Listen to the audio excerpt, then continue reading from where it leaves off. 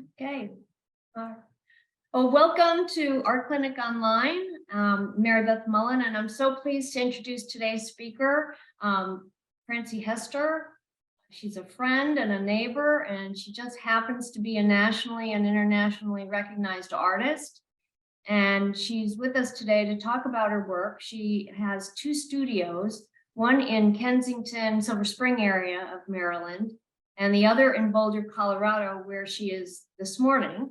So thanks, Francie, for getting up extra early to join us. And Francie's work reflects a variety of techniques of paint and other mixed media. She sort of applies and then excavates, and you'll see a lot of examples of that work today.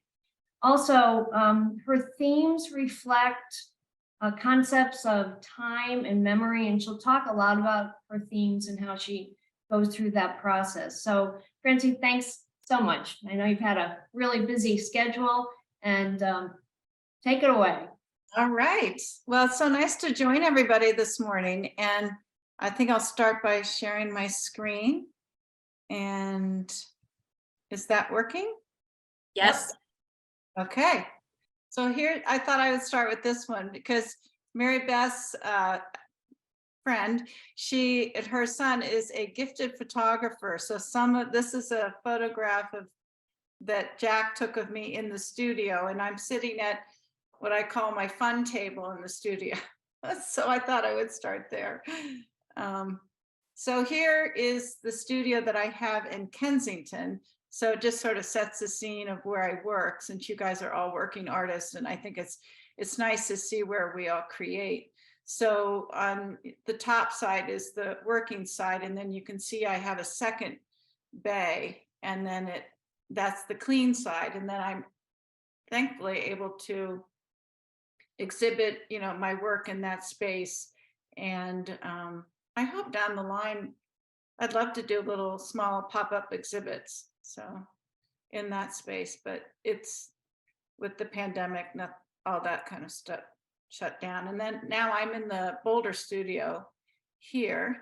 And that's an example. So we came out and got a house out in Boulder during the pandemic. And so we built a small studio just right next to the house. So here, I was just going to talk about process.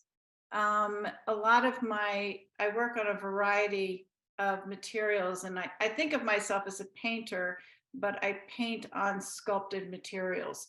So I work on aluminum, honeycomb, steel, fiberglass, and you can see, I use eyedroppers, I use a variety of materials.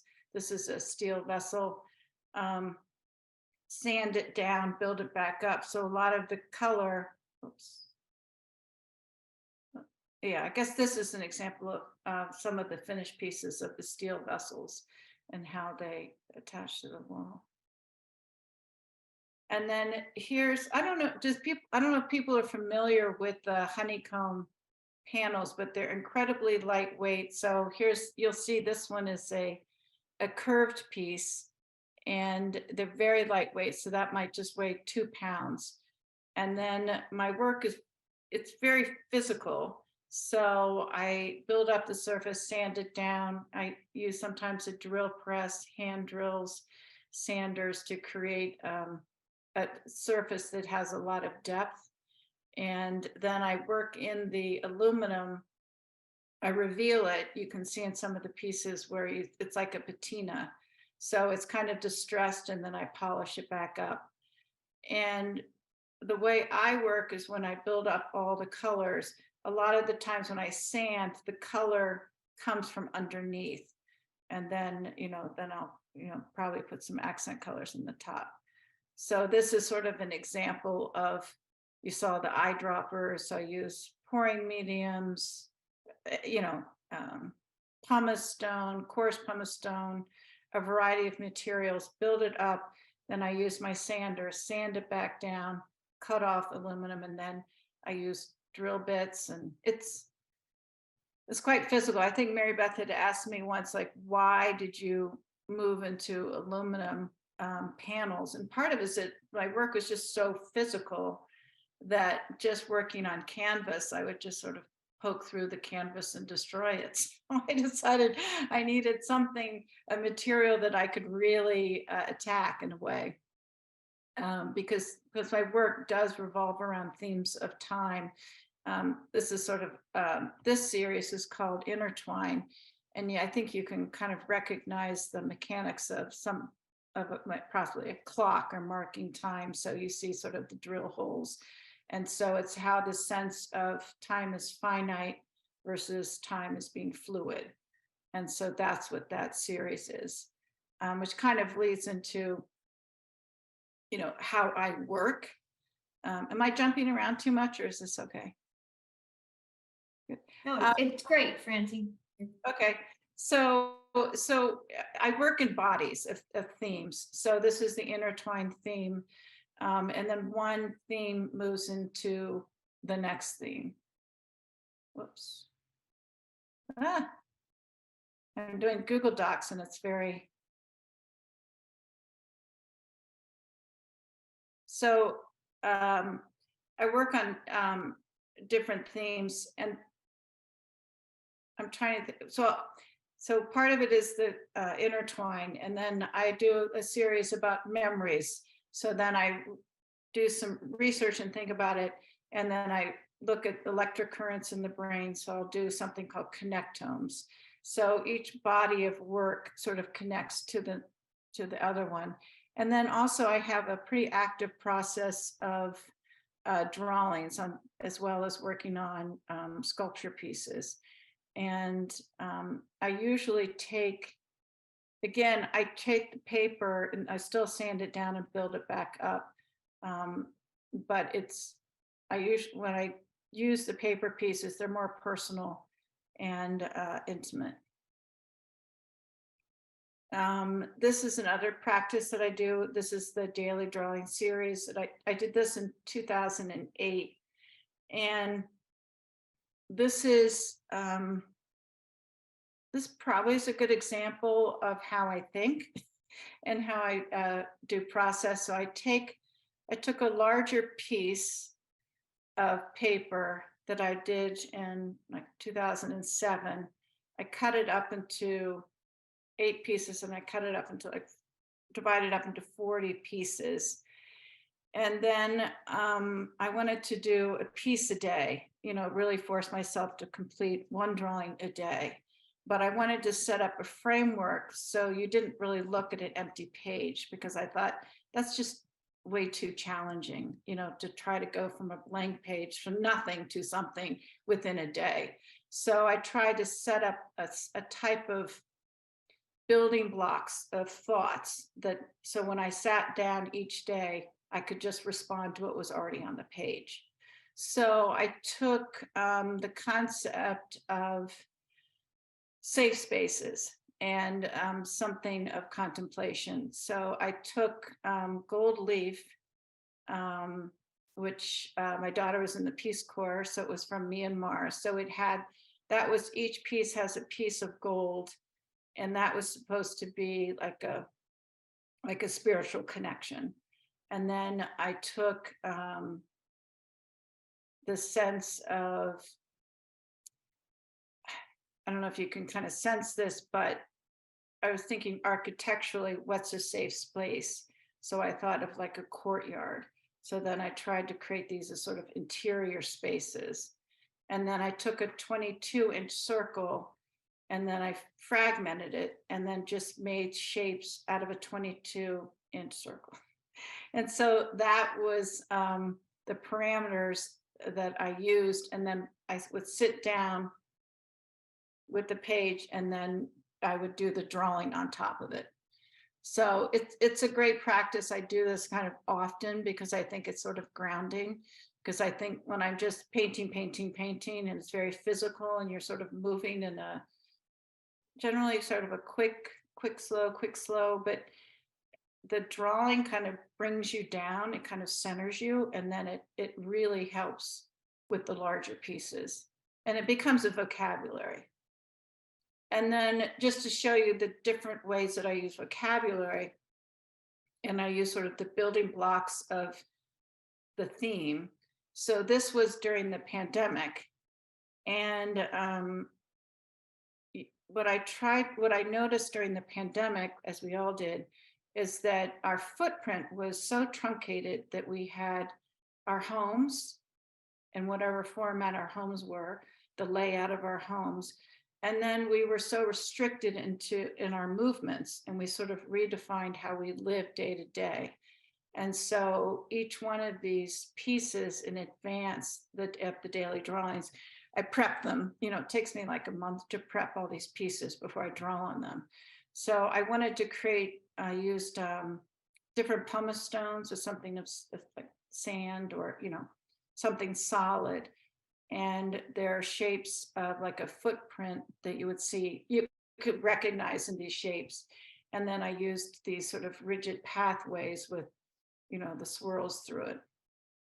And then I used these small sort of entry points, of the dots of where you come in and where you come out.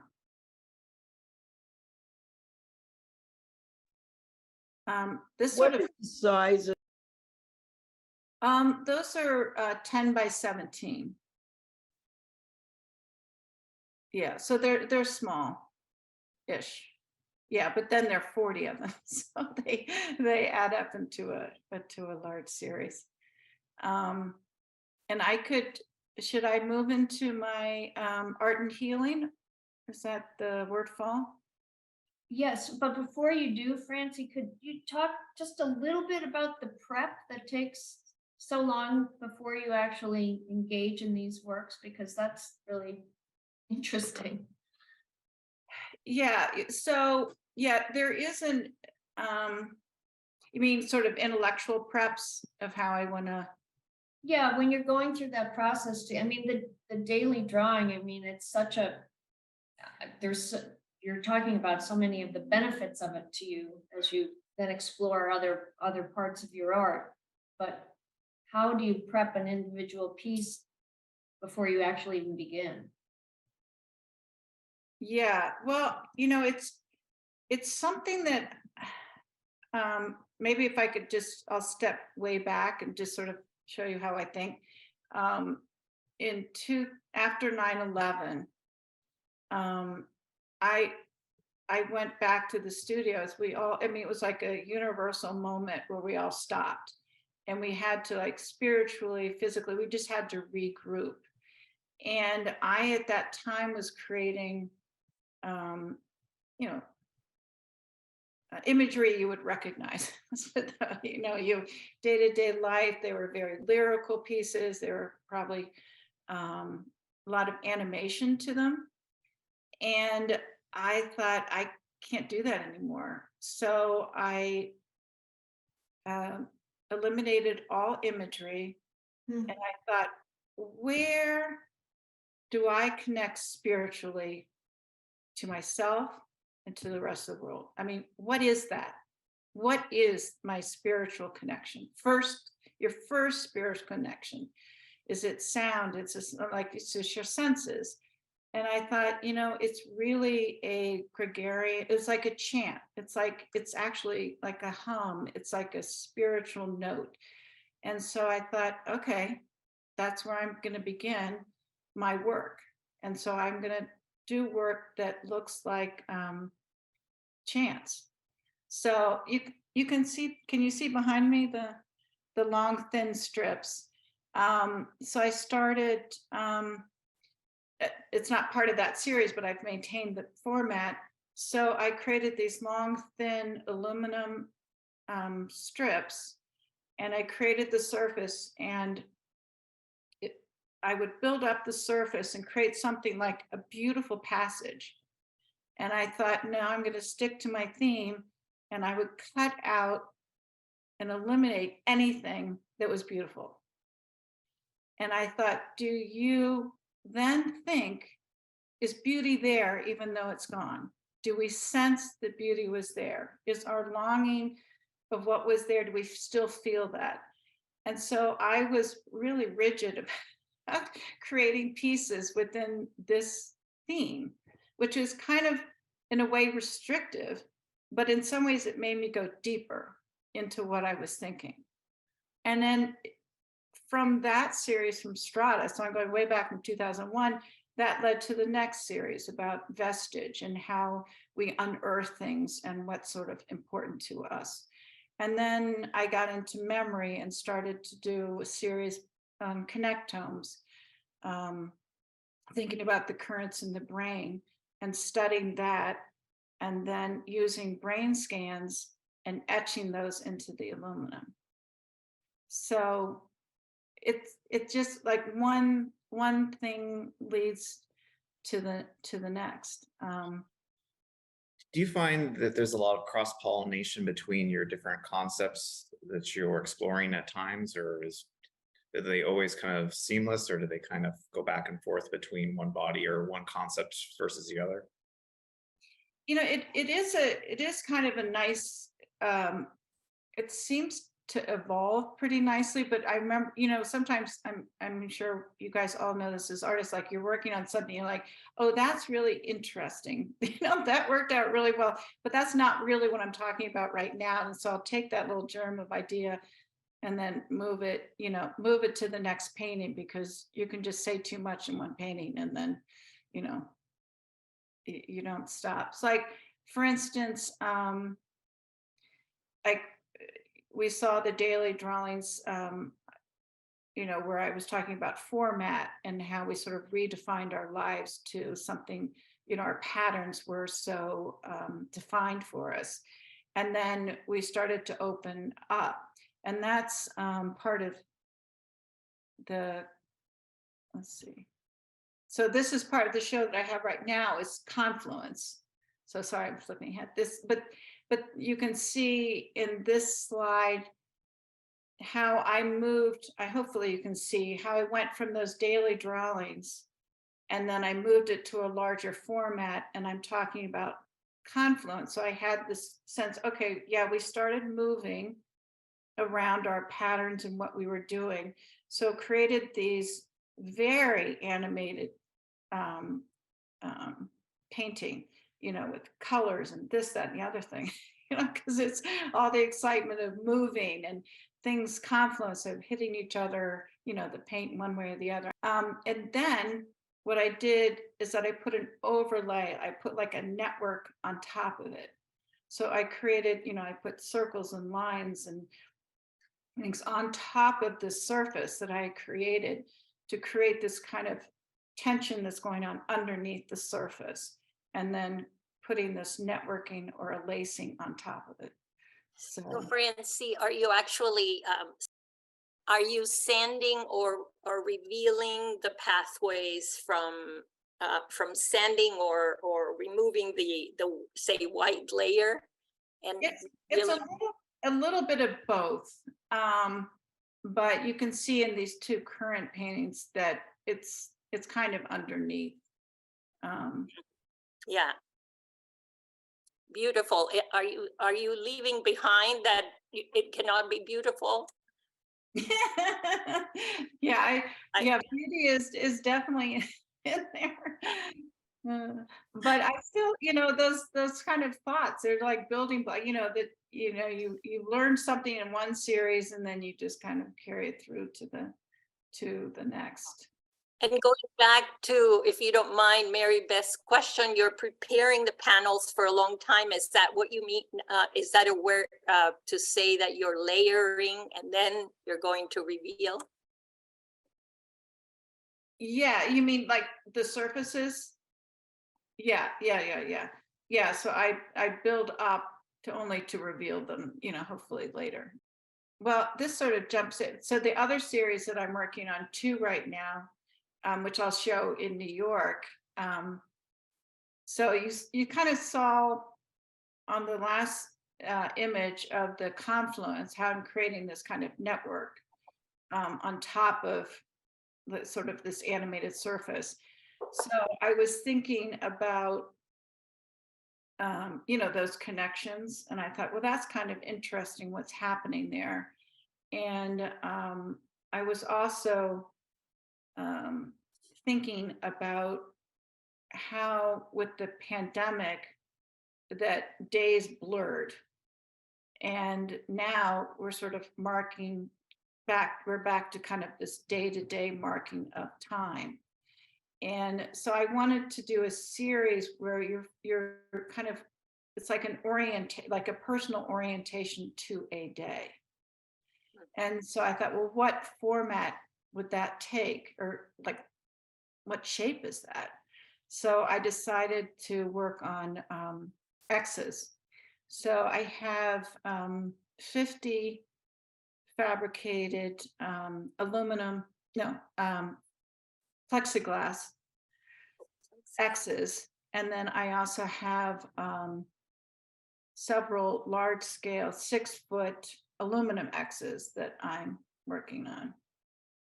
So that's what's happening in the studio right now. So I included the image of what the aluminum looks like when it comes to my studio. It comes in these huge crates. It's a specialized material. It's made in Minnesota. It does have industrial uses. You can use it for airlines. Airplanes use it for insulation and things. But this company makes it for museums when they reline a painting.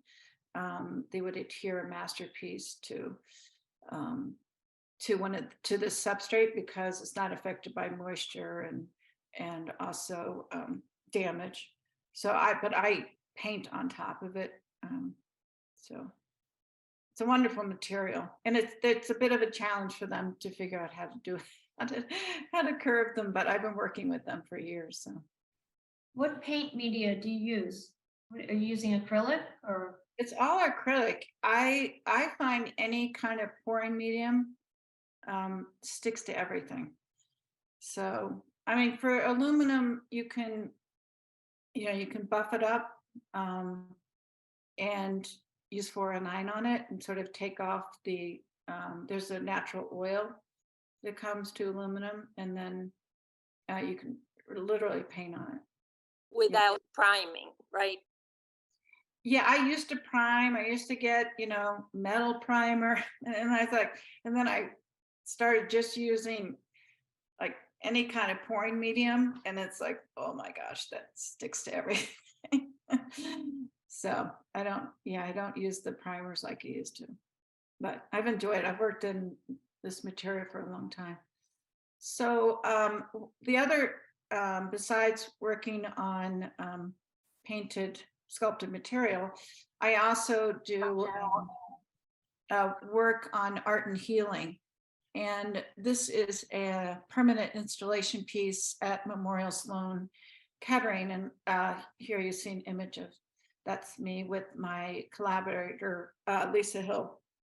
And she's also in the studio in Kensington.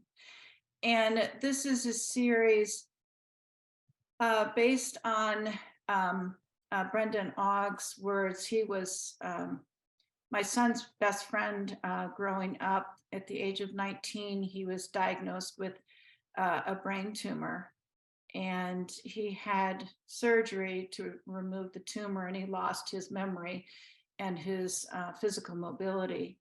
But within a year's time, he gained back his memory and most of his mobility, and he wrote a book of poetry. And that was published just before he died, which was, tragic.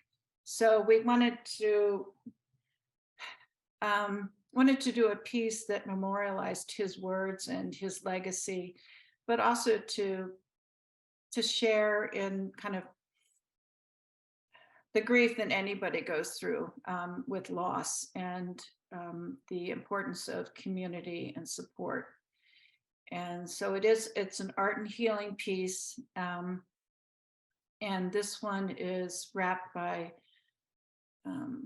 well, I'll take a step back. It's a complicated story, so jump in if you lose me. But so we took 7 of Brendan's poems, we abstracted them, so they go from dark to light, which sort of reflect about how his mind and memory was jumbled and blurred, and then it came to sort of clarity. So to sort of deal with that span of emotion. And then it's an origami wrap. And let's see, it shows you the slide. It's a gatefold. And it's also a highly labor intensive. I don't know if this is going to work.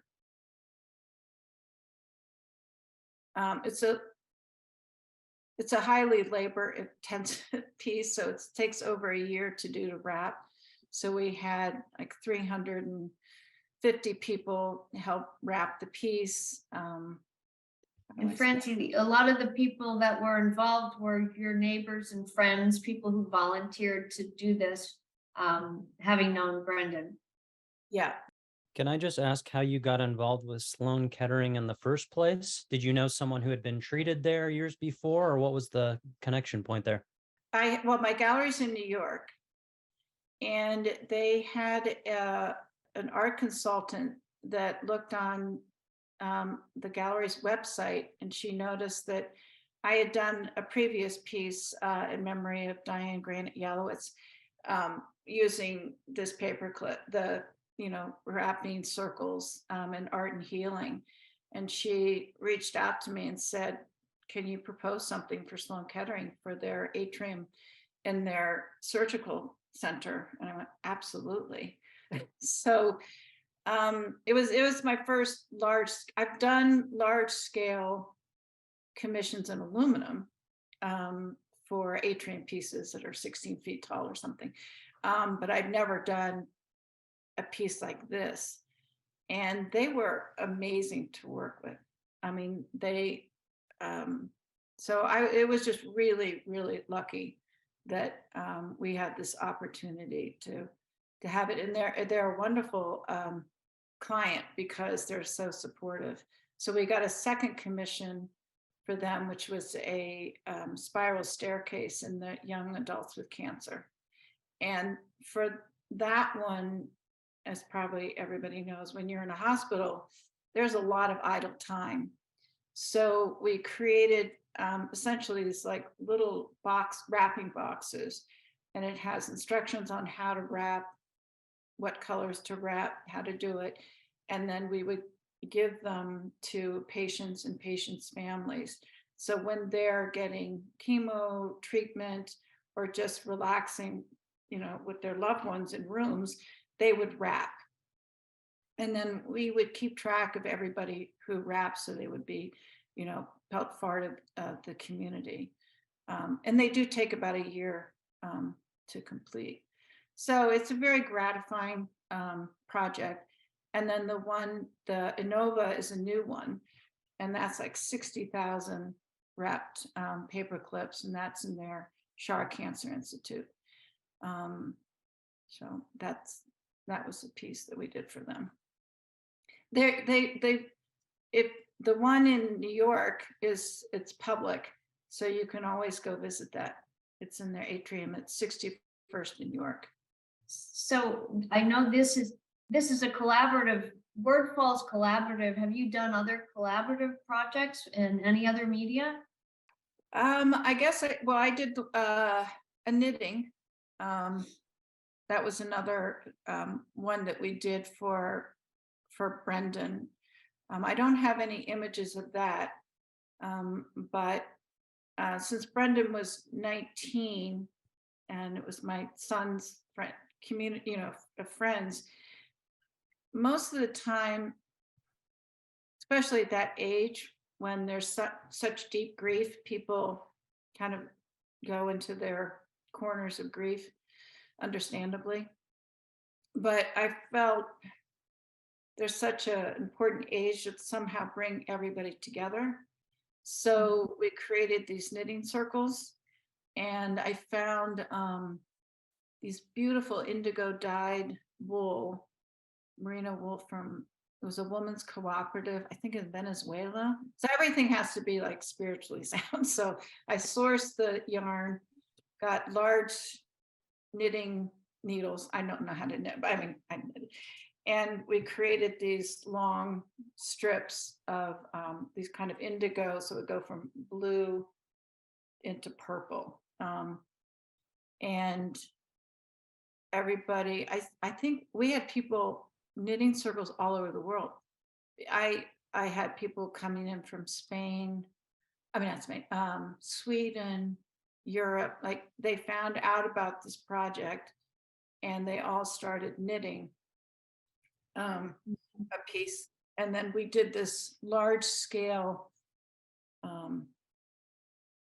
it's called encircled. And so we just wrapped and wrapped and wrapped. So it's this massive, massive circle of knitted panels from a variety of people. It was very powerful. Yeah. Now, art as healing, especially with community, bringing people together, it's a wonderful concept. Yeah. I had a question about your series. Do you always work in a series? I think I asked you this previously about themes, or do many of the pieces also stand alone in your mind? You know, I find themes really, you know, or it's a theme, and then I set up a type of vocabulary, and I try to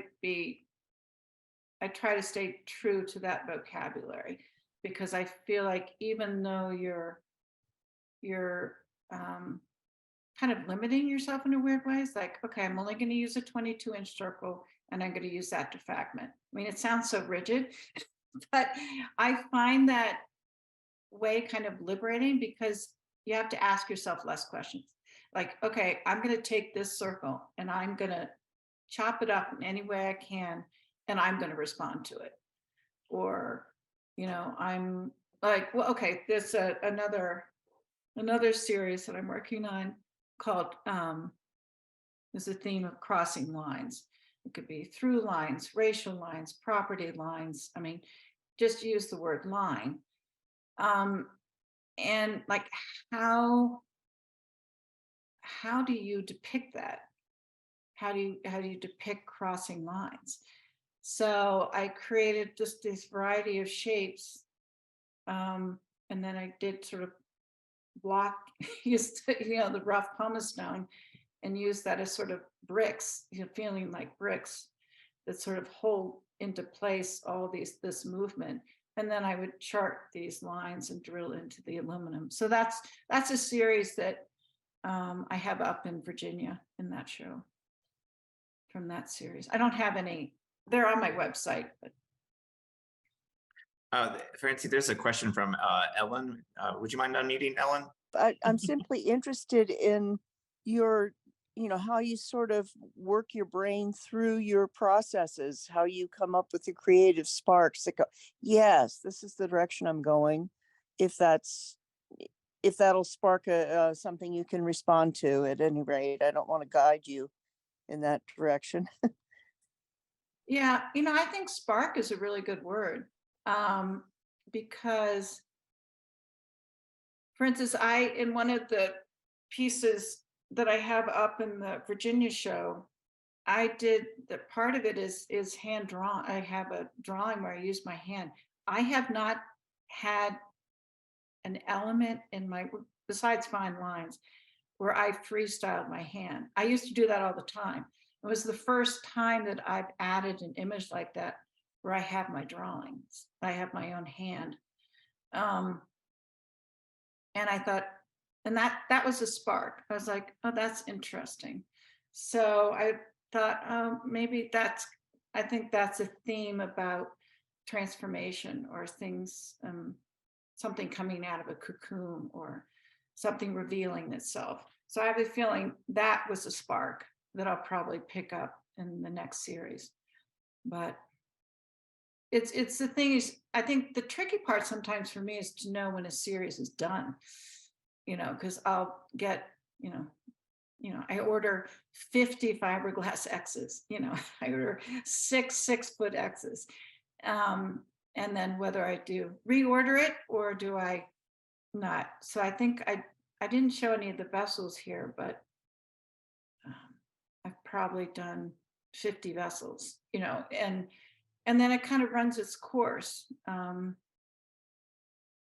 But there's some formats that I definitely always, I maintain like the strips behind me.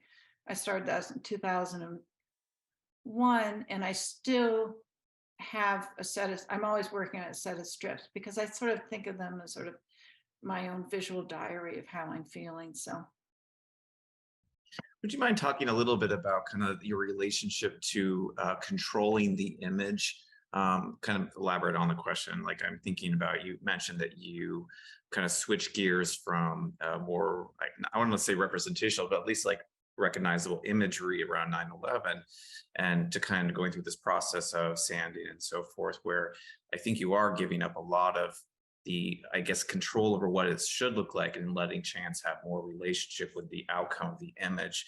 What is your kind of relationship to control, and do you miss having pure control at all, or is it just the surprise is so exciting?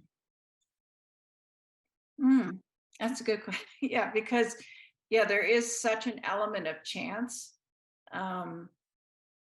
that you never want to give up on that, like that fluidity of when you're just flowing and just let things come out. But then sometimes I think I can over control that. Like I'm like, you're too crazy. I'm going to take you down a bit. So maybe I should leave more of the fluidity out. But I think I find that that's kind of the yin and the yang. That's your struggle, right? Is that you want to keep it fresh. You want to keep it vibrant. You want to feel that kind of passion, the kind of excitement, but you also want it refined enough. So I really try to edit my work down a lot. So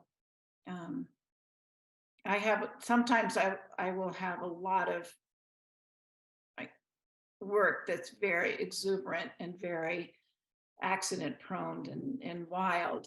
And then I come back to it day after day. And I'm like, no, I just don't, I'm just seeing craziness. I need to refine and take down sort of the chance. So the chance actually means something.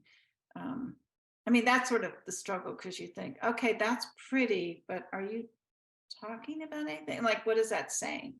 So I really try to be loyal to a theme. So when hopefully somebody looks at my work, they'll see a story, even though it's abstract. Like there will be a narrative.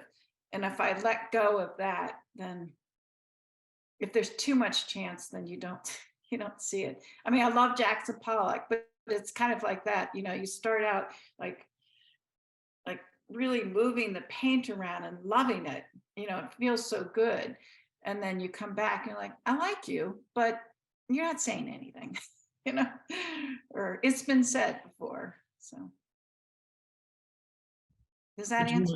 Oh yeah, I mean, I'm not sure that question could be answered. It was kind of I don't know if it's a mean question or not, but it's something that I always ask questions about battling these issues. So, and my follow-up question may sound a little bit more mundane, but for an artist who is exclusively working as an artist, and I'm curious what like a daily routine looks like for you.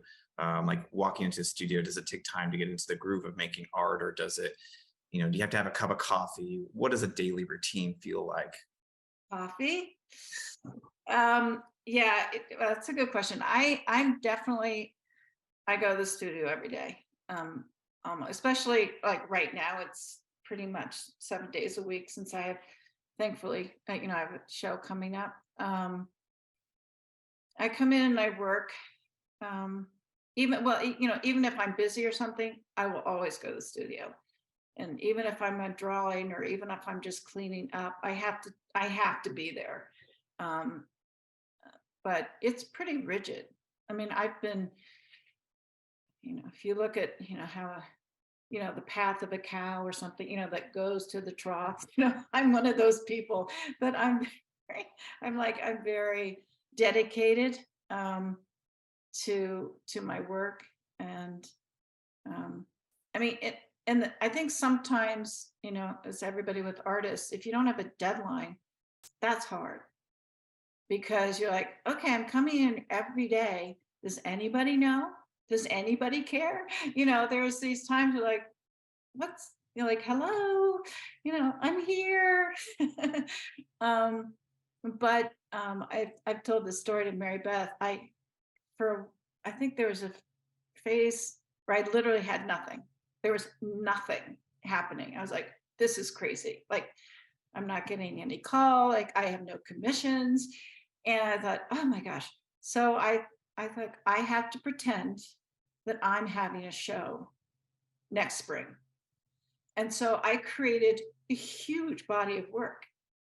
And it was like 3 different series. I was working with fabricators. They were coming to my studio. I was like, I need this, this, and this. And he's like, wow, you must have a really big show.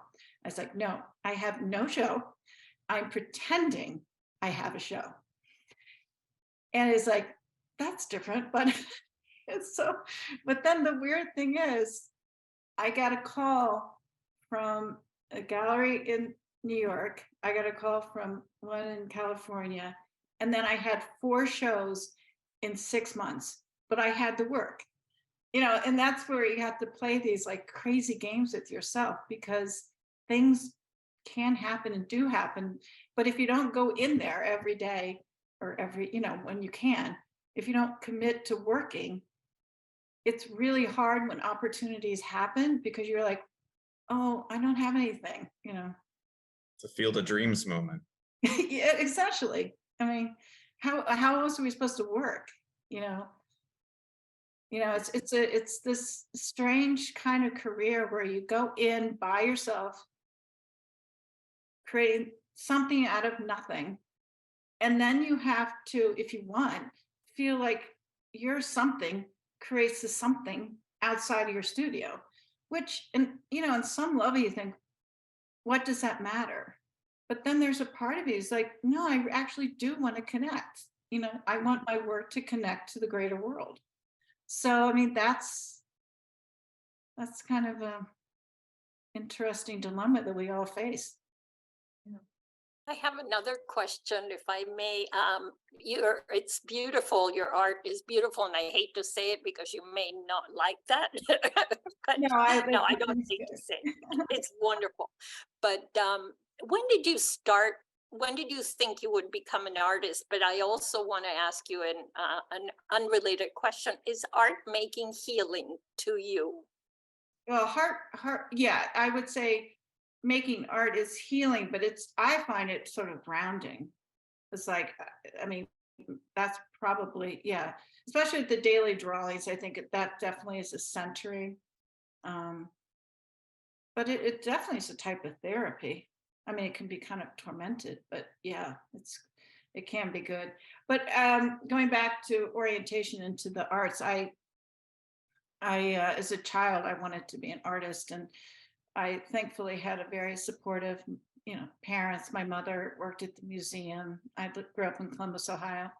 So we grew up like walking around the museums as little kids and giving them, showing us, what to look for in paintings. So I was always sort of oriented and focused.